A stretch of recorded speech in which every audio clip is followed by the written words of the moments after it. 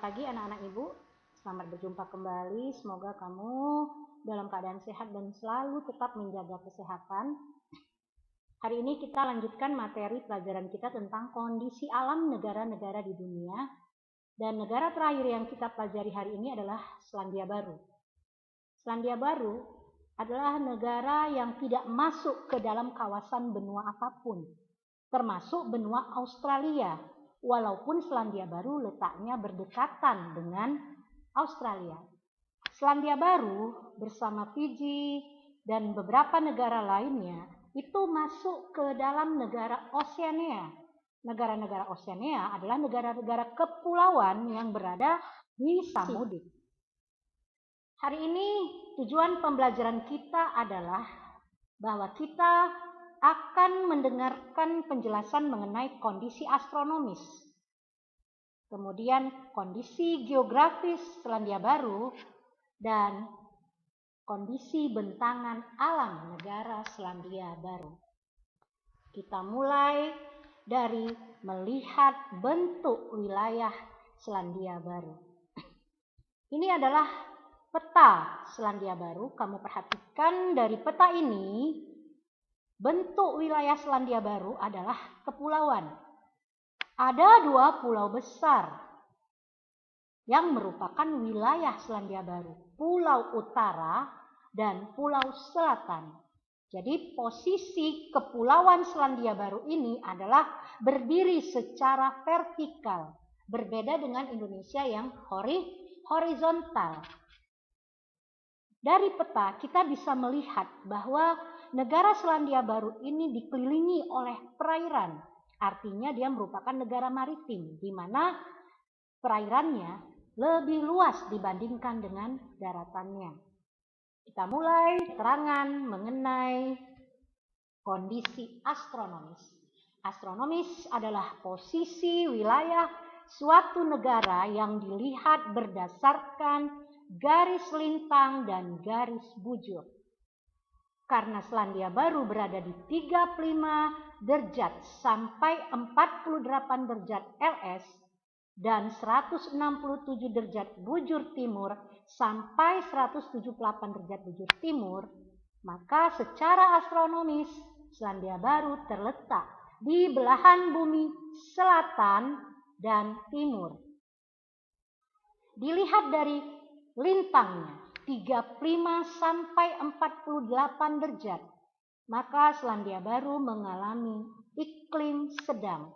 Iklim sedang ini adalah bagian dari iklim subtropis dan dilihat berdasarkan bujurnya 167 ke 178, di mana kalau kita cari intervalnya masih tidak lebih dari 15 derajat, otomatis Selandia Baru itu berada dari satu daerah waktu saja. Indonesia berada pada 3 daerah waktu. Itulah ciri khas dari bentuk wilayah negara. Apabila negara tersebut berdiri secara vertikal, maka bentangan kondisi waktunya itu sedikit, hanya satu daerah waktu. Sedangkan kalau dia horizontal, maka daerah waktunya bisa lebih banyak. Berikutnya adalah kondisi geografis. Belajar kondisi geografis berarti kita belajar batas-batas wilayah suatu negara. Seperti yang Ibu sebutkan tadi, seluruh wilayah Selandia Baru berbatas dengan perairan. Di sini jelas batas utama dari negara Selandia Baru itu adalah Samudra Pasifik. Itu artinya negara ini memang berada di kawasan Samudra Pasifik. Ya, karena dia berada di kawasan Samudra Pasifik, maka disebutlah dia sebagai negara Oseania. Oke, kita lanjut ke bentangan alam. Bentangan alam berarti kita membahas mengenai relief. Relief itu tinggi rendahnya permukaan bumi. Jadi seperti yang Ibu sebutkan tadi, Selandia Baru itu dari bentuk wilayah adalah negara kepulauan dengan 2 pulau besar. Kemudian ada gunung-gunung tinggi di Selandia Baru yang umumnya masih aktif. Gunung tertingginya adalah Gunung Cook yang terletak di Pulau Selatan. Kemudian sungai-sungai di Selandia Baru umumnya pendek. Kenapa pendek? Karena bentuk kepulauan Selandia Baru itu tidak melebar tetapi memanjang, ramping. Itu berpengaruh terhadap pola aliran sungai. Dan umumnya sungai yang pendek dia berarus deras. Dan kalau dia berarus deras bisa dimanfaatkan untuk pembangkit listrik tenaga air, itu PLTA. Sungai terpanjangnya adalah Waikato. Di Selandia Baru, tadi udah Ibu sebutkan bahwa banyak terdapat gunung-gunung yang sifatnya masih aktif. Maka tidak heran bahwa Selandia Baru banyak terdapat geyser. Geyser ini adalah uap-uap air panas yang memancar dari permukaan bumi yang merupakan hasil gejala pasca vulkanis. Pasca itu artinya setelah terjadinya peristiwa peletusan gunung. Dan solvatar juga adalah merupakan uap yang keluar atau gas yang keluar. Cuma jenis kimianya berbeda, ya. Dan suhunya tidak panas seperti geyser. Keadaan penduduk. Mayoritas penduduk Selandia Baru adalah kaum imigran, khususnya berasal dari Inggris. Selandia Baru sendiri adalah merupakan wilayah yang ditemukan oleh Abel Tasman.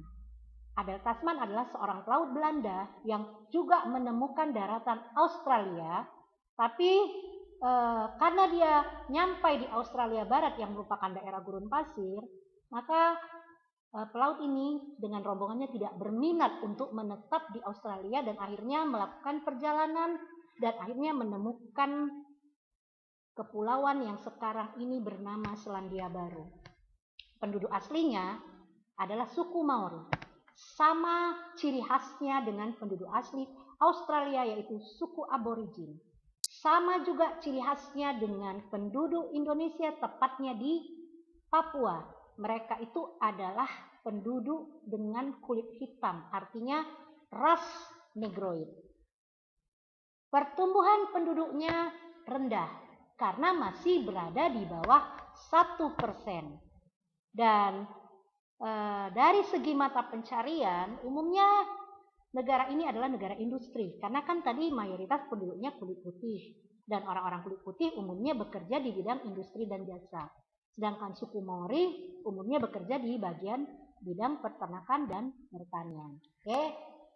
Jadi setelah kamu mendengar penjelasan apa saja tentang kondisi alam dan kondisi budaya dari Selandia Baru, maka kamu, Ibu harapkan bisa membuat kesimpulan dari poin-poin yang sudah Ibu jelaskan. Kamu buat satu kesimpulan tentang kondisi geografis, satu tentang kondisi astronomis, dan satu hal kesimpulan dari bentangan alam. Oke, nanti Ibu akan berikan tempat di GCR di Classroom, ya. Nah, oke, pesan Ibu ini adalah sebagai quotes untuk kamu. Kesuksesan adalah hasil dari kesempurnaan kerja keras, belajar dari pengalaman, kegigihan, dan loyalitas. Terima kasih. Kamu sudah mendengarkan penjelasan materi hari ini. Sampai jumpa pada pertemuan berikutnya.